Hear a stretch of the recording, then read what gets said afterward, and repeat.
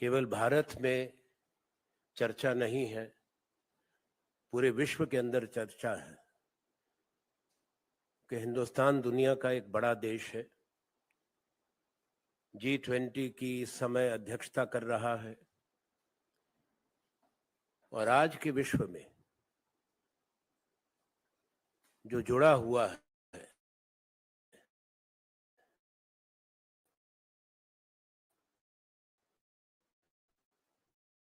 दूसरा नेता, अगर कोई भी घटना है स्वाभाविक है उस पर टिप्पणी होती है, सवाल भी पूछे जाते हैं।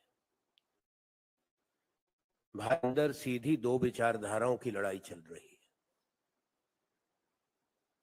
और देश एक चौराहे पर है। शायद आजादी के बाद हर संस्था को जो देश के संवैधानिक प्रजातंत्र को जिंदा रखती है, इतनी बड़ी चुनौतियां एक साथ नहीं आई। देश की संसद सबसे बड़े प्रजातंत्र की, ये केवल आज इस बार के सत्र का मैं जिक्र नहीं करना चाहता। पुरानी परंपराएं टूट चुकी हैं। जहां जिंदा चर्चा होती थी, विपक्ष के सवाल उठते थे, सरकार राजी होती थी, बहस होती थी, वो बंद हो गई। टकराव का सीधा, मैं दोष की बात नहीं करता, जिम्मेवारी मौजूदा सरकार की है, सत्ताधारी दल की है। जिम्मेवारी सरकार की होती है कि देश की संसद चले, लोगों की अपेक्षा रहती है चर्चा हो, राष्ट्रीय समस्याएं, जनहित से जुड़े विषय उठें, और विपक्ष की एक भूमिका रहती है कि सरकार की जवाबदेही तय करे। वही एक मंच होता है। अगर सरकार सदन में बाधा डाले और सदन ना चले, एक सत्र नहीं कई सत्रों में, अब किसी भी विषय पे चर्चा की मांग, उसको नकारा जाता है। समय आ गया, ये अंतराल की बात नहीं है कि फिर अगला सत्र आएगा उसमें क्या होगा। एक बड़ा सैद्धांतिक विषय है ये कि हम किस दिशा में जा रहे हैं। सरकार को ये बताना जरूरी है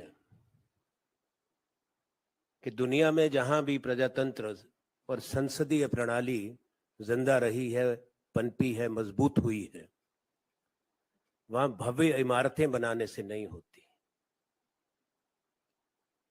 हमारे यहां भी बन रहा है नई संसद, पर वो संसद के अंदर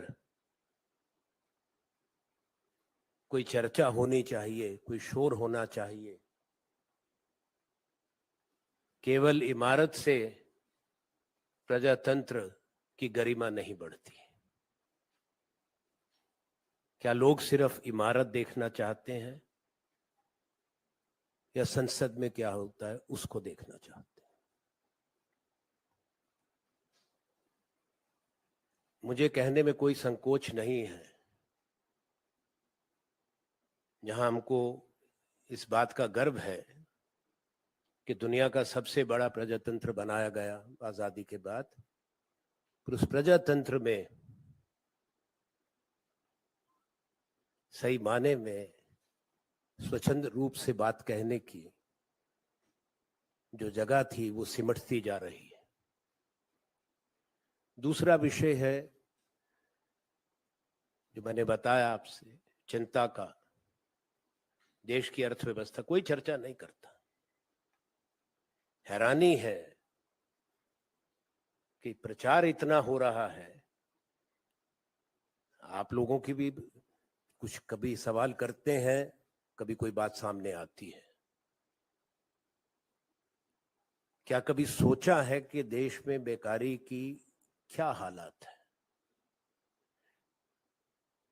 क्या मार्च महीने के आंकड़े मालूम है सब लोगों को?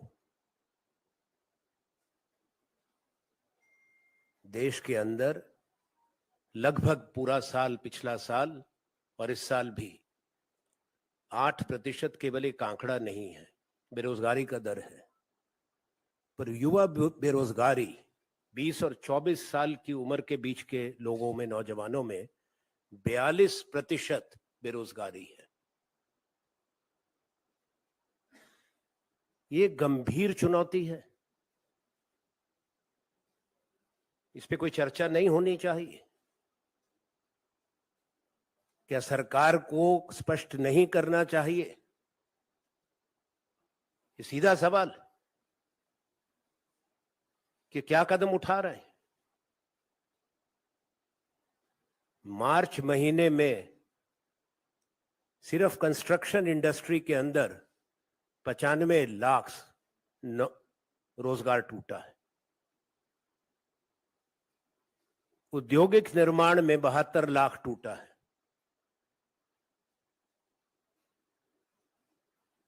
और रिटेल सेक्टर के अंदर 65 लाख टूटा है। ये मैंने 3 ही सेक्टर गिनाए अभी।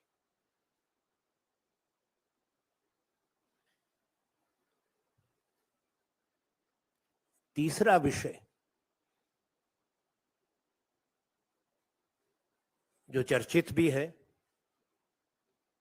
कि हमारी यहां एक नियम और कानून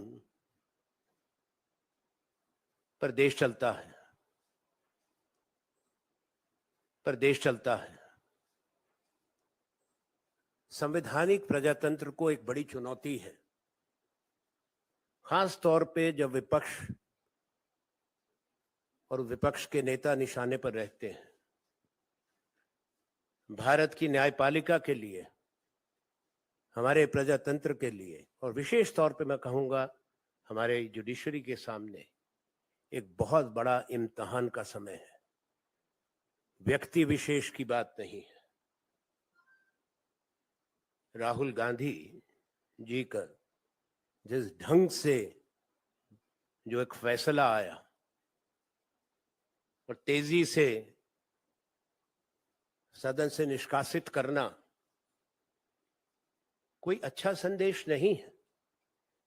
अगर वो पैमाना लागू कर दिया जाए सब पर, तो संसद के बाहर ही राजनीतिक दलों के नेता आपको मिलेंगे, संसद खाली हो जाएगी। अगर सबकी एक एक टिप्पणी निकाल कर देख लें और वही मापदंड लगा दिया जाए, तो सूची आप बना लें कितने लोग बाहर होंगे। मुझे इसमें कोई शक नहीं है कि ये भी समय के साथ इसमें सुधार जरूर होगा। विस्तार में ना जाते हुए जो निर्णय गलत था वो निर्णय बदला जरूर जाएगा। पर वो उसका होना और ये घटनाक्रम अपने आप में एक गलत संदेश देता है। हमारे यहाँ जिस तरह से निर्णय हो रहे हैं और केवल किस कारण से, मेरे साथी इस पे बहुत बोल चुके हैं संगठन की तरफ से, मैं उस पर कुछ नहीं कहना चाहता। क्या भारत की संसद में पहले नई सरकारों ने आलोचना देखी थी? क्या सरकार पर हमले नहीं हुए थे सदन के अंदर? क्या आरोप नहीं लगे थे कि पहले की सरकारें, पहले के प्रधानमंत्री, उन्होंने जेपीसी नहीं बनाई थी?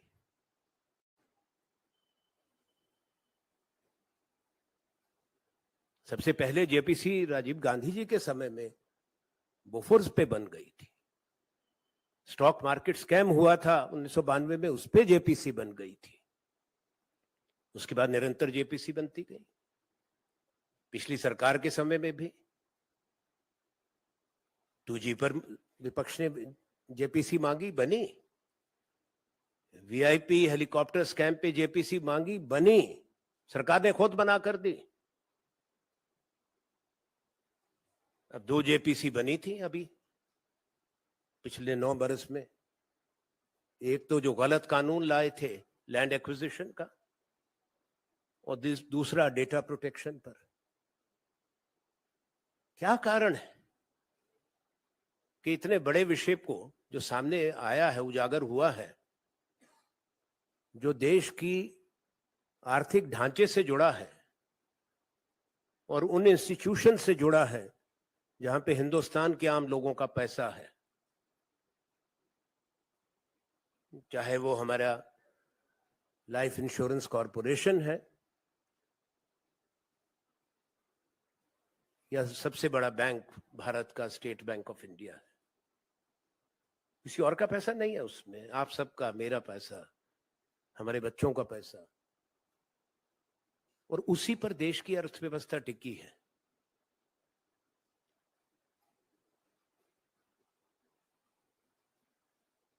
राजनीति के शोर में और जो माहौल है, मैंने जैसा जिक्र किया, इसमें कटुता है, टकराव है, बड़ी तस्वीर हम देखना छोड़ चुके हैं। शायद समय आ गया है, इस देश को गंभीरता से सोचना पड़ेगा एक कानून बनाने का, मोनोपोलीज को खत्म करने का। इतनी बड़ी खाई बन चुकी है अमीर और गरीब के बीच में, वो चर्चा का विषय देश में नहीं रहा।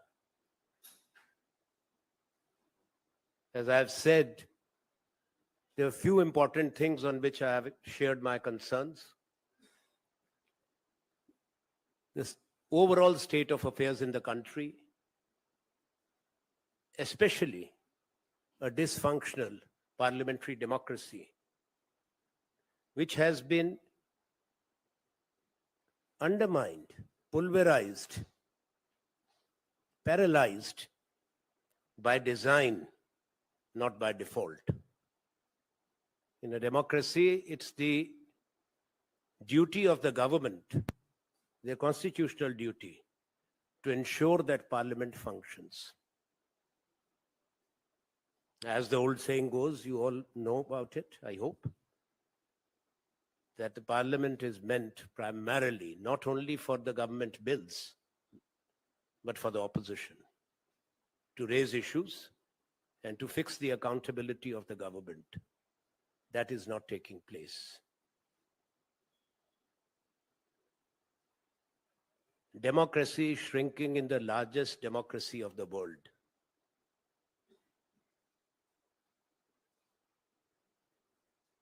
And magnificent buildings, new building. I have not seen any major democracy in the world obsessed with a new building of parliament, and parliament doesn't function. And you're celebrating the building, not worried that it is not meant to be a monument, but it should be alive. The government has questions to answer. And the government also must not run away from the ground reality in India, the state of affairs of the economy, its monumental failure in the management of Indian economy, frightening levels of unemployment, youth unemployment, which I've referred to, between the age of 20 and 24, 42% is the unemployment rate. I have given the details of 3 important sectors where heavy job losses have taken place in the month of March itself. Construction,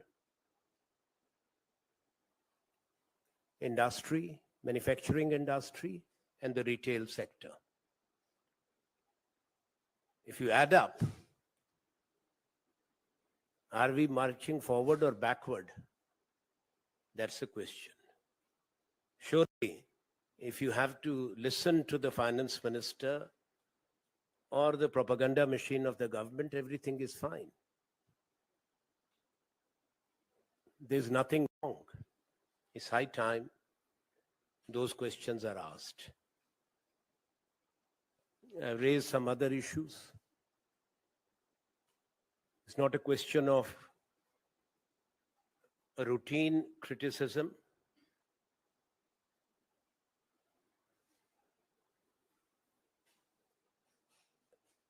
There are issues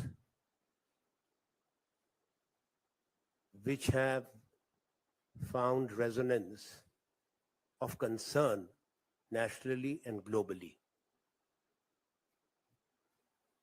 Much has been said also about the decision, deeply flawed in law, in constitution, that is Shri Rahul Gandhi's conviction and disqualification. As I've said, if the same yardstick were to be applied, perhaps Indian Parliament would have been hollowed out. Most important leaders or major leaders of political parties would have been out of Parliament over decades. That has not happened. This will be a litmus test for the Indian judiciary too.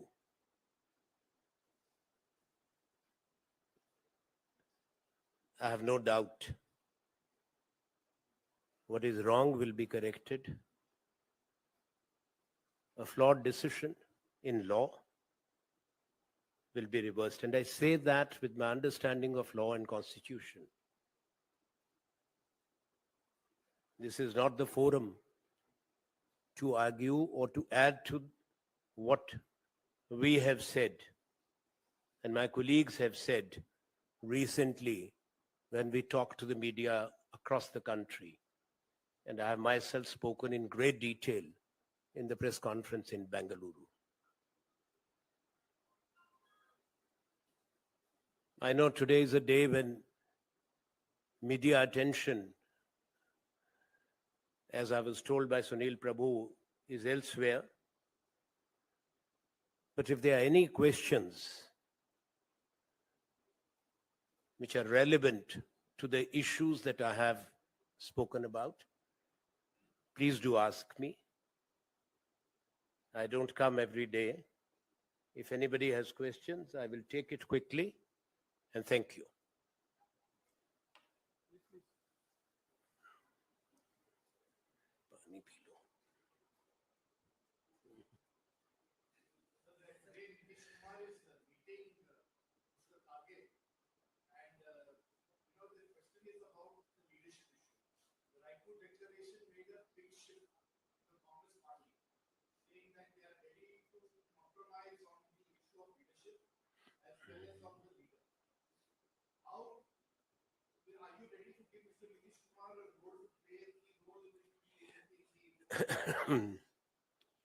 I don't speculate on speculative questions. Individuals, we are not discussing. Principle, we are discussing. We have taken a principal position as the principal opposition party of the country,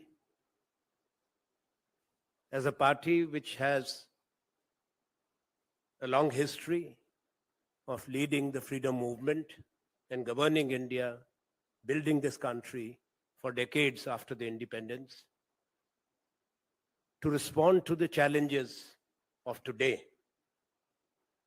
the challenge to parliamentary democracy, the state of the Indian economy, the subversion of institutions, and the need to restore the glory of this country, that is an inclusive democracy, to celebrate again the richness of India's diversity, for which the opposition parties have decided to come together. Details in a vast country like ours, as diverse as we are, the fact that you have a dominant ruling party, but at the same time, the most powerful party, or what they claim, the largest party in the world, I have not checked the numbers, but I won't comment.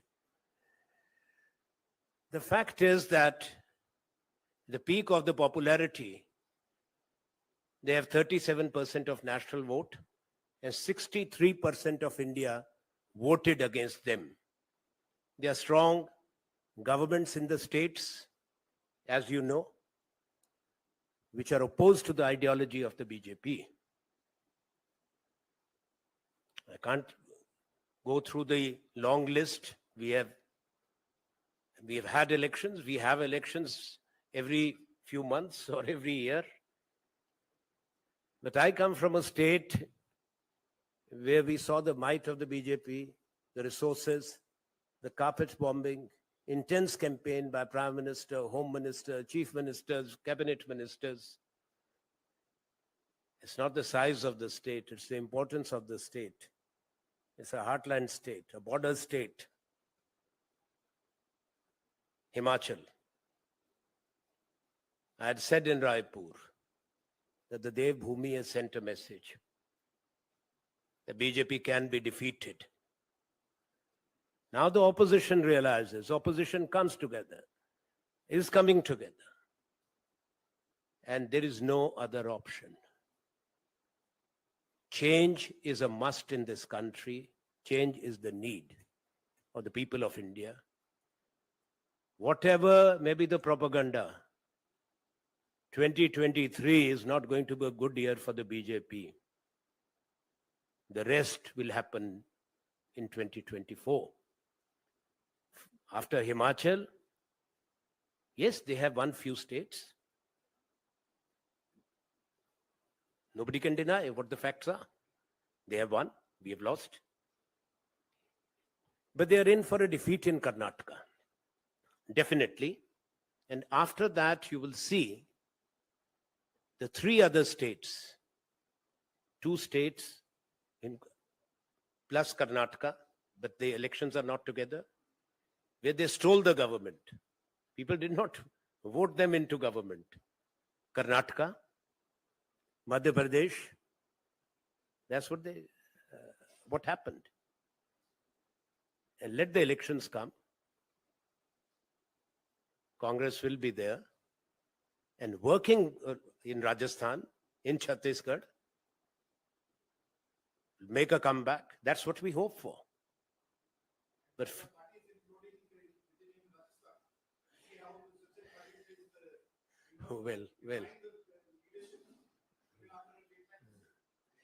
well, party has taken a very clear view. We have a popular government and a chief minister who is delivering. If you look at the policies, the recent schemes and the decisions and the schemes announced in the budget, they've gone down very well with the people of Rajasthan. We are more focused as a party in strengthening and also the party, but also ensuring as a government their effective implementation of the schemes which people have welcomed for the renewal of a mandate few months down the line in Rajasthan. I've said so. Your question I've answered. We are committed. For us, the larger national objective is important, and that's what Congress will strive for.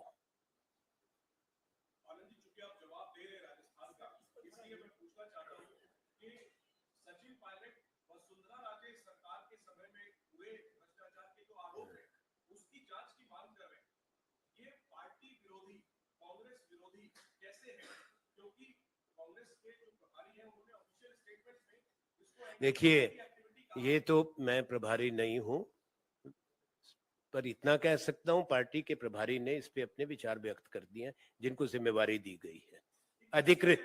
देखिए, अधिकृत रूप में मैं इस पे चर्चा नहीं कर सकता, ये विवाद का विषय नहीं है। कोई भी संगठन है, हमारे यहाँ तो कम से कम यहाँ तक तो पहुंच गए, दूसरी जगह उसको क्या कहते जो सत्ताधारी दल है, और कोई आज थोड़े है, वसुंधरा राजे कोई कल प्रकट हुई है, कोई नई बातें कोई सामने उजागर हुई हैं?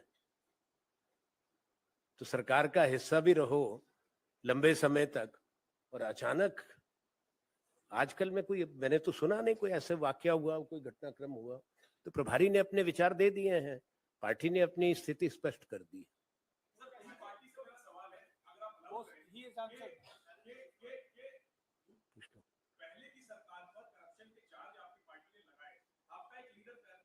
मैंने इसका सवाल का जवाब दे दिया। I can't have a discussion. Party के अपने नियम होते हैं कि क्या चीज अनुशासन की परिधि में है, क्या अनुशासन के बाहर है।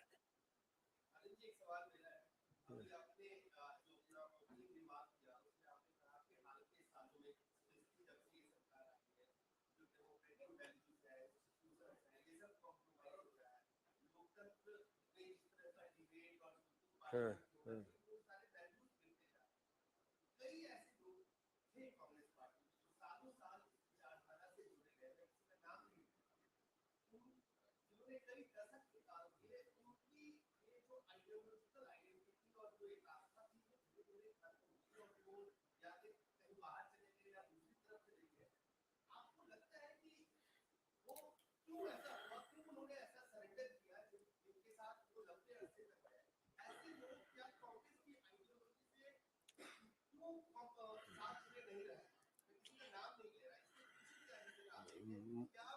मुझे नहीं लगता कि, देखिए, राजनीति में जो आवागमन है, मतभेद है दलों के अंदर, कई बार मतभेद के साथ साथ गुटबाजी भी है, वो कोई नई बात नहीं है, हर राजनीतिक दल में रहा है।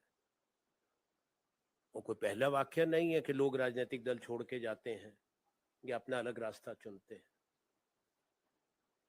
हर दशक को देख लीजिए, हमेशा होता रहा,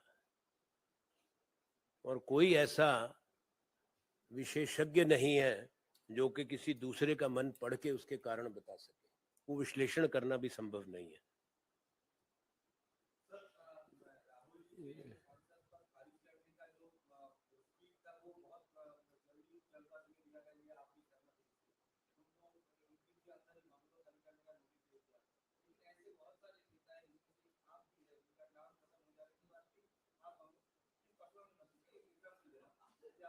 नहीं, कोई हंसने की जरूरत नहीं, आप प्रश्न करें।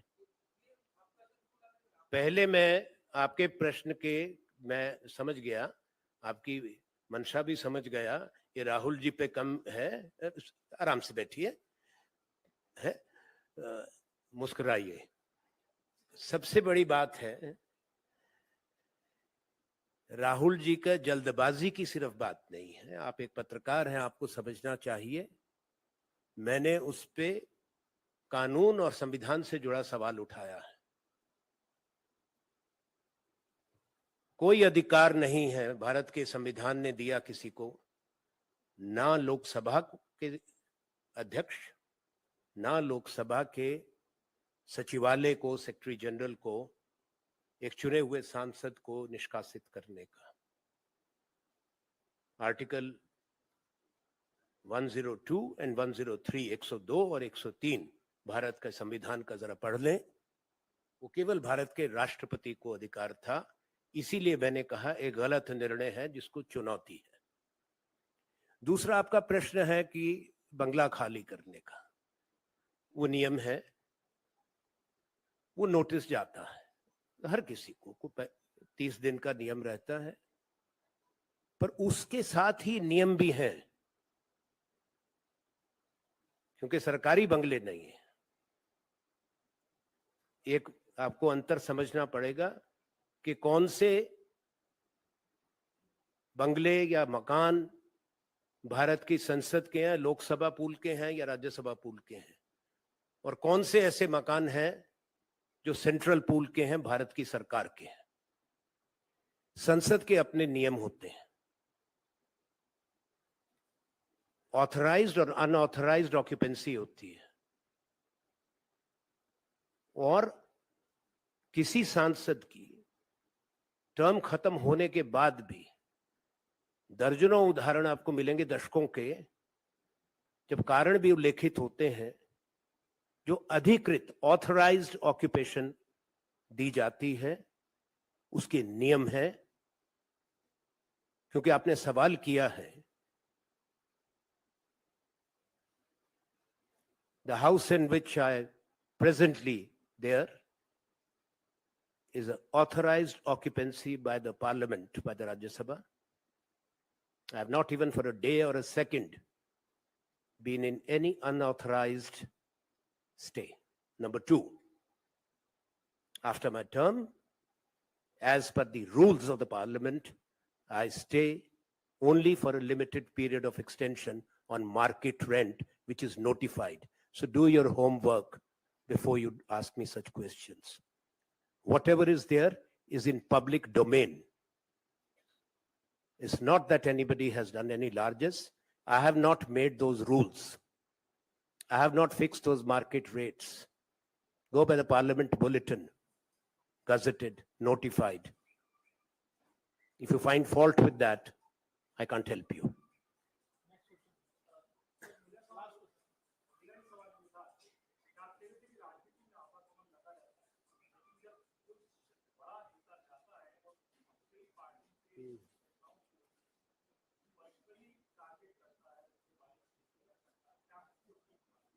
देखिए,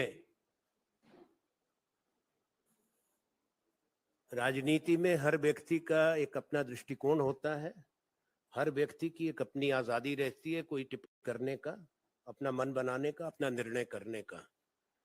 मैं अपनी टिप्पणी पर, अपने निर्णय पर तो कुछ कह सकता हूं, किसी दूसरे के निर्णय पे, किसी दूसरे के कथन पे उसका विश्लेषण नहीं करता। वो मेरी कभी आदत नहीं रही है।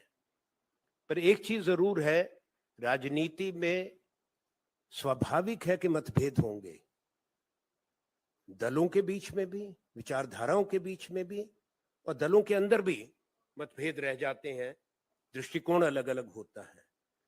दुर्भाग्य आज की राजनीति का ये है कि मतभेद